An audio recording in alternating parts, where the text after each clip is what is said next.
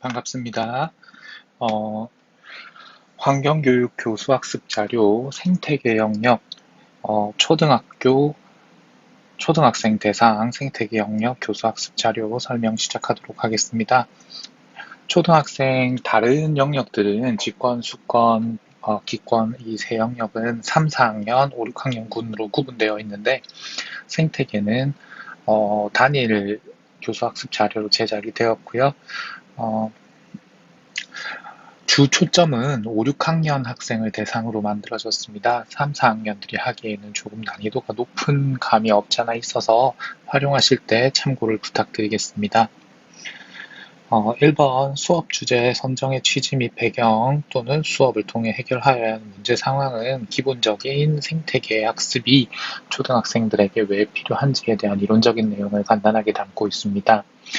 읽어보시고 참고하시면 될 것 같고요. 이번 교수학습 설계의 구성은 이 생태계 교수학습 자료가 어떻게 학생들에게 활용되는 과정에 있어서 어떤 의도로 제작되었는지를 간단하게 담고 있습니다. 1번은 1영역은 생태계 개념에 대해서 이야기를 하고요. 생태계가 무엇을 의미하는지 그리고 생태계는 무엇으로 이루어져 있는지를 학생들이 배울 수 있도록 의도하였습니다. 영역 2번은 생태계의 상호작용에 대한 이야기고요. 생태계는 시스템에 대한 문제이므로 요인들 간의 상호작용으로 시스템이 유지가 되고 있는 상황을 이해하는 것이 가장 중요한 요인이라고 할 수 있겠습니다. 그래서 첫 번째로 어항 생태계의 유지 조건에 대해서 실험적으로 알아보고 두 번째로 탄소의 순환과 생태계가 어떻게 유지되고 있는가, 생태계상에서 탄소 순환이 어떻게 이루어지고 그 밸런스는 어떻게 유지되고 있는가에 대해서 알아보고요. 이 탄소 순환을 식물의 이산화탄소 발생량 측정 실험을 통해서 한번 정리해보는 시간을 가지게 됩니다. 세 번째 생태계의 변화는요, 식물의 환경과 상호작용에 따라서 생태계가 어떻게 변화하고 또 식물은 어떻게 이런 시스템의 변화에 대해 적응하고 있는가, 식물은 어떤 생존 전략을 보여주고 있는가를 실험적으로 확인해보는 활동으로 구성되어 있습니다. 4번은 생태계 환경 문제 해결로 생태계 문제와 해결을 한번 경험해 보는 것으로 진행이 되고요. 개체군의 생장과 환경과의 관계를 통해서 생태계 어떤 특정 소규모의 시스템 자체가 주변 환경과 어떻게 상호작용을 하는지를 한번 살펴보고 좀 특별한 환경인 화성이라고 하는 환경에 대해서 학생들 나름대로 생태 시스템을 구축할 수 있는 그런 방안을 찾아보는 것으로 진행하게 되었습니다. 네, 활동 1번으로 생태계의 의미 활동입니다. 먼저 시작할 때 생태계 하면 생각나는 것을 모두 적어보세요 라는 질문으로 생태계에 대한 마인드맵을 그려보고요.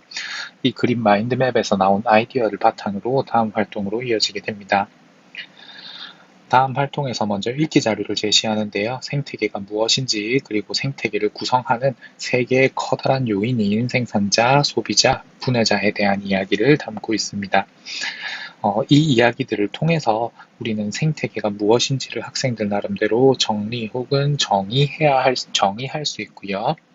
그리고 생태계의 큰 구성 요소 두 가지인 생물 요소와 비생물 요소를 확인할 수 있는 시간이 될 것 같습니다. 그리고 우리 주변에서 찾을 수 있는 작은 생태계를 조사해보고 그것들을 생태계라고 부를 수 있는 이유를 정리해 보는데요. 숲 생태계나 어항 생태계처럼 우리 주변에서 쉽게 찾아볼 수 있는 작은 어떤 시스템들 또한 우리가 생태계라고 부를 수 있다는 것을 확인해보고 또 그것을 통해서 우리 지구 생태계라고 하는 개념 혹은 생물권이라고 하는 개념에 대해서도 학생들이 어렴풋이나마 짐작할 수 있다면 더 좋은 활동의 성과가 되지 않을까라는 생각을 합니다.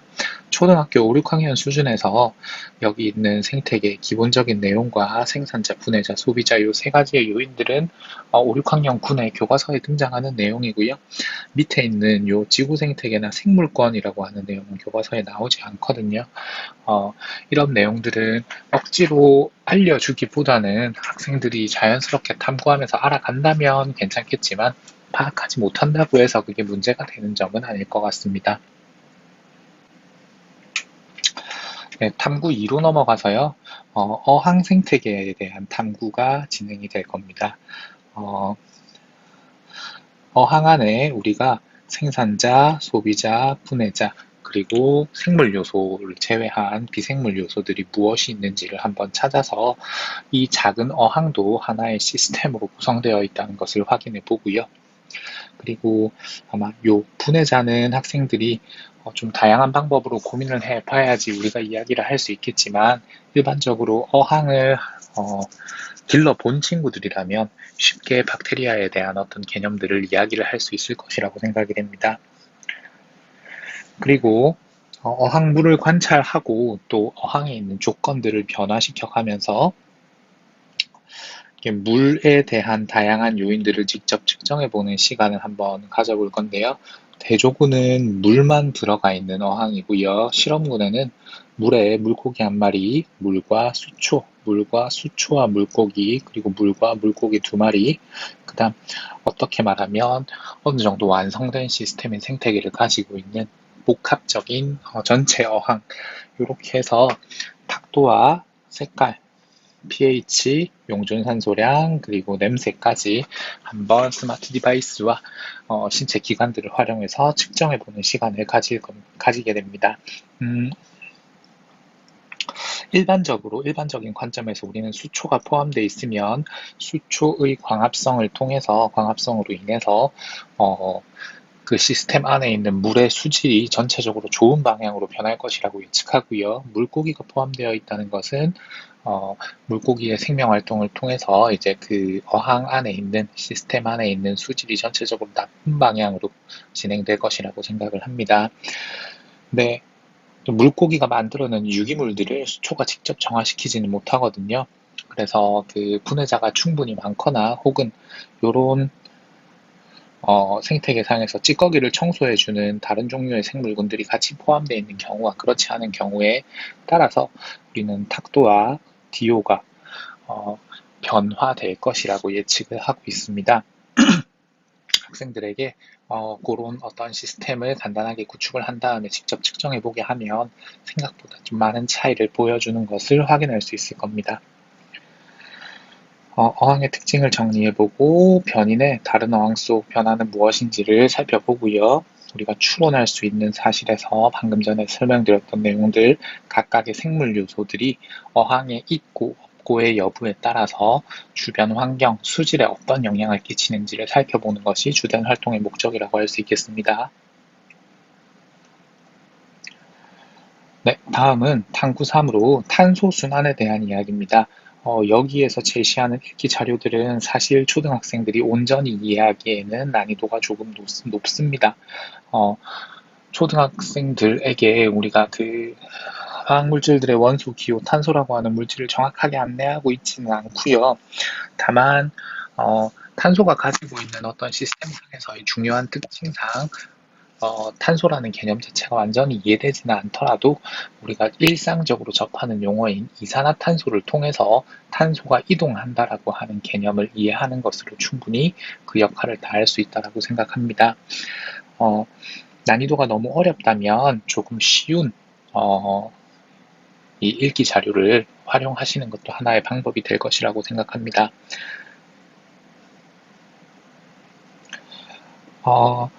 그리고 이제 물질 순환이 이루어진다, 생태계가 유지된다라는 개념, 그 다음에 이제 탄소가 생태계 안에서 어떻게 움직이고 있는가, 그리고 탄소는 생명에 어떤 역할을 하는가라는 관점에서 봤을 때 탄소에 대한 이야기를 조금 더 하는 건 문제가 되지 않을 거라고 생각을 하고요. 예시들은 좀 어려운 것들은 삭제하고 좀 쉬운 것들 위주로 넣어놨습니다. 우리 일상생활 주변에서 탄소, 특히 이산화탄소가 어떻게 활용되는지를 한번 살펴봄으로써 우리가 눈에 확 띄진 않지만 실제로 우리 주변에서 탄소가 순환하고 있다는 사실을 살펴볼 수 있도록 하고요. 그리고 이제 여기서 우리가 아주 중요하게 생각하는 탄소의 순환 과정 중에 하나인 대기 중에 있는 이산화탄소가 광합성에 이용되어서 식물의 체내로 유입되고 이 유입된 이산화탄소가 먹이 그물, 통해서 이제 생물군들을 옮겨 다니면서 이동하다가 또 이 이산화탄소를 지닌 생물이 사망하게 되었을 때 그게 또 다시 어떻게 자연계로 돌아가는가에 대한 이런 시스템적인 이해를 위해서 몇 가지 질문들을 이어서 제시를 하게 됩니다. 대기 중에 있는 이산화탄소의 형태로 존재하거나 물에 녹아 있다가 식물의 광합성을 통해서 식물 체내에 축적이 되고요. 그리고 생물 속의 탄소는 먹이사슬을 통해서 또 다음 단계의 소비자로 이동이 되고, 또 생물 중 일부는 동물과 식물의 호흡에 의해서 산화되어서 이산화탄소 형태로 대기 중으로 다시 방출되기도 하고요. 또 사람 몸 혹은 생물의 몸을 구성했던 탄소들은 생물이 죽고 나서 토양으로 유입되어서 분해자연에서 다시 이산화탄소로 변환되기도 하고, 또 일부 분해되지 않은 것들은 이제 축적되어서 지각에 축적되어서 화석연료로 사용되기도 하고 하는 이런 과정들을 하나의 질문들을 통해서 차근차근 이해한다면 충분히 이해할 수 있을 거라고 생각을 합니다. 그리고 이제 그 탄소들이 어떻게 생태계 안에서 시스템 안에서 순환되는가에 대해서 실험을 하나 진행하는데요. 이 실험은 굉장히 단순한 실험입니다. 식물의 호흡과 이산화탄소 변화량을 측정해 보는 것입니다. 여기 있는 요 아크릴 수조 안에 식물 하나와 저희 스마트 디바이스인데 이건 프로토타입이에요. 선생님들께서 나중에 찾아오셔서 직접 사용하실 기기는 요거보다는 훨씬 간단하고 깔끔하게 정리가 되어 있을 겁니다. 그리고 실제로 라인으로 센서만 그 통 안에 집어넣어서 직접 측정하실 수도 있고요. 통 안에 식물과 센서를 집어넣고 하루 동안 이산화탄소의 변화를 모니터링하는 것입니다. 저희가 몇 가지 가정을 이야기를 드리면, 첫 번째로 이 통은 어느 정도 밀폐성을 가지고 있어서 바깥 공기와는 순환이 일어나지 않습니다. 그래서 처음 이 통을 씌울 때는 우리가 일반적인 평균적인 대기 조성의 비를 따르겠죠. 일반적인 대기 조성의 이산화탄소 비는 0.03%니까요. 여기서부터 변화가 일어날 것이라고 생각을 하고 있고요. 첫 번째로 이제 식물이 광합성을 하느냐 하지 않느냐에 따라서 대기 중의 이산화탄소 농도는 변하게 됩니다. 식물은 호흡과 광합성을 동시에 하고 호흡을 할 때는 이산화탄소를 배출하게 되겠죠. 그리고 광합성을 할 때는 이산화탄소를 흡수하고 산소를 배출하게 됩니다. 요 두 가지가 이제 우리가 식물의 양분 생성과 생장과 생존에 관련된 이제 활동이라고 이야기를 할 수 있겠죠. 그렇다고 한다면 우리가 대기 중에서 이산화탄소 농도가 늘어난다는 것은 광합성은 거의 일어나지 않고 있고 호흡이 주된 활동으로 지금의 상황이 이제 진행되고 있다는 뜻이 될 거고, 반대로 이산화탄소 농도가 떨어진다는 것은 광합성이 주된 활동으로 일어나고 있다라고 이해를 하시면 될 것 같습니다. 그래서 하루 동안이라고 제시를 하는데, 해가 떠 있는 시간과 이제 해가 지는 시간을 구분하는 거겠죠.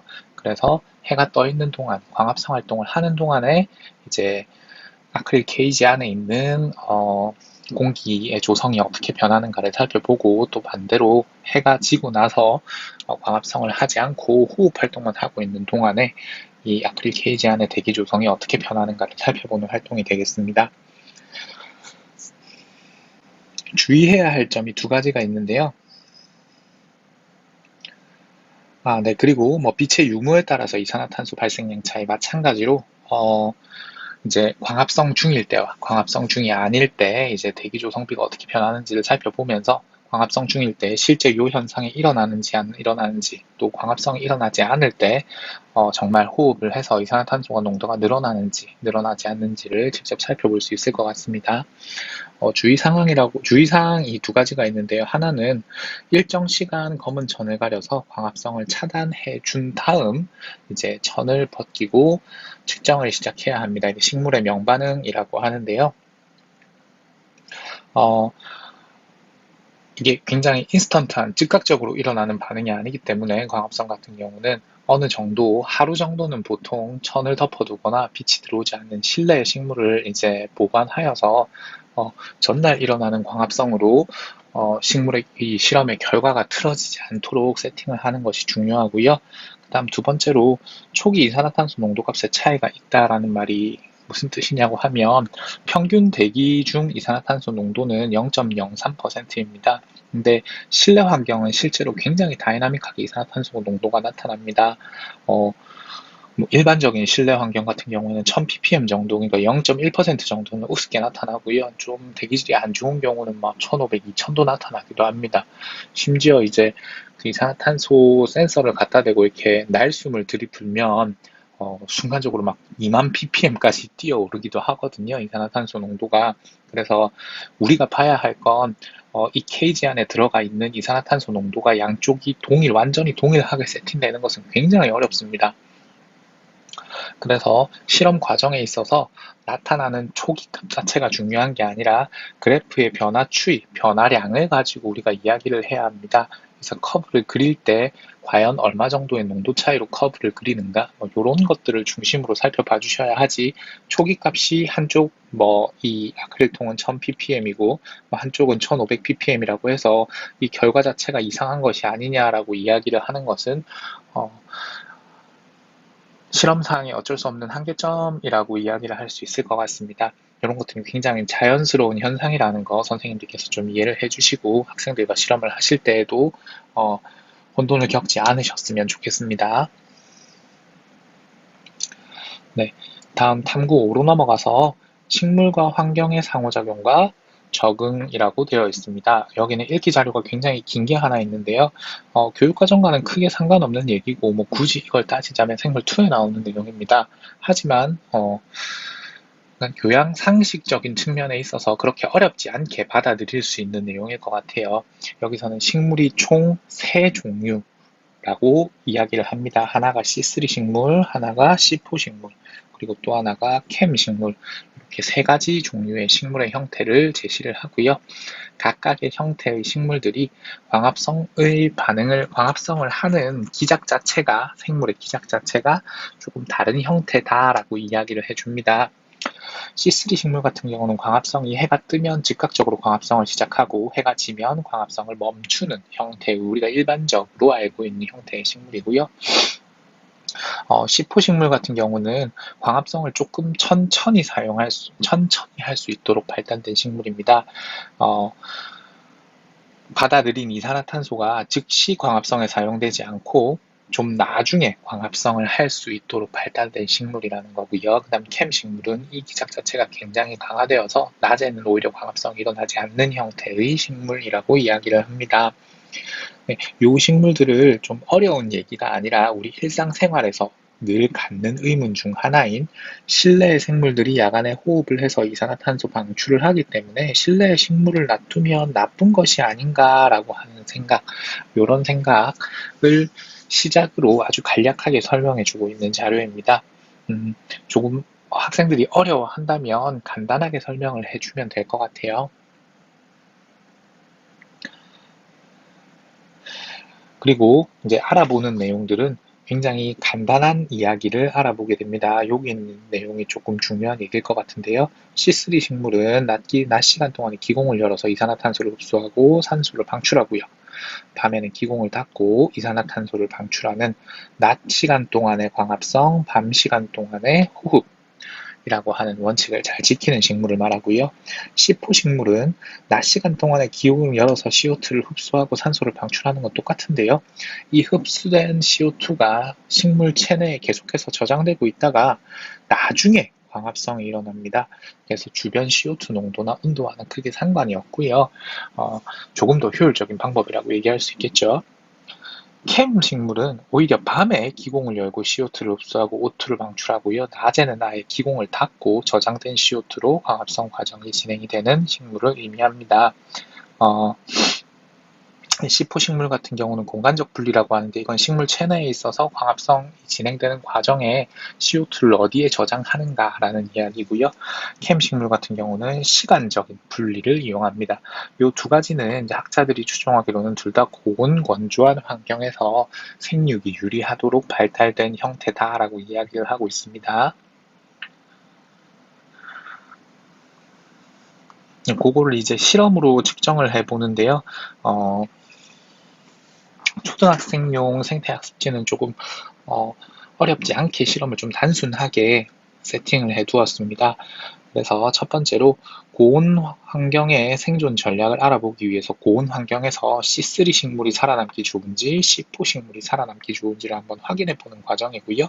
첫 번째로 상온 환경에서 이 두 가지 케이지 안에 있는 공기의 이산화탄소 농도를 측정해 보게 됩니다. 때는 빛은 없고요. 그럼 두 가지의 생물 다 이제 호흡을 하고 있다는 것을 먼저 확인하고, 두 번째로 태양빛이 비치는 상황에서 대기 중 이산화탄소 농도를 확인해 봅니다. 그러면 두 생물 다 광합성을 하고 있기 때문에 케이지 상에 있는 이 이산화탄소 농도는 아마 둘 다 줄어들겠죠. 그리고 태양빛을 제거해 준 다음에 고온 환경에서 이제 두 케이지의 이산화탄소 농도를 측정을 해보는 활동을 이어서 진행하게 됩니다.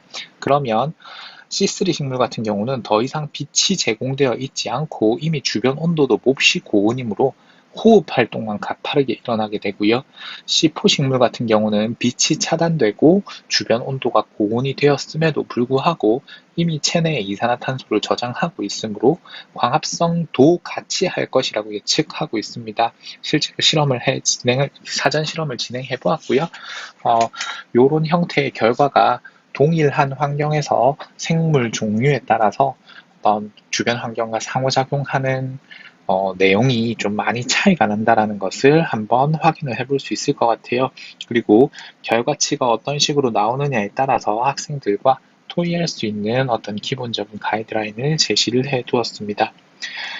그래서 우리는 지구온난화가 지속될 경우, 즉 비지구의 평균 기온이 계속해서 상승할 경우에 식물은 과연 어떻게 환경에 적응할 것인가, 어떤 종류의 식물들이 더 잘 살아남고 어떤 종류의 식물들은 더 잘 살아남기 힘들 것인가에 대해서 한번 학생들과 이야기를 해볼 수 있을 것 같습니다.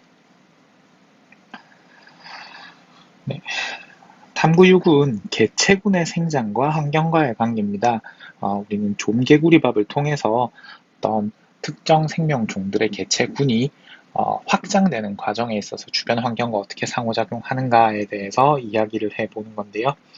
먼저 개체군이라고 하는 것에 대해 개념을 찾기 위해서 개체군, 군집, 생태계로 이루어지는 이런 어떤 생명 집단들의 개념들을 먼저 확인을 해보고요.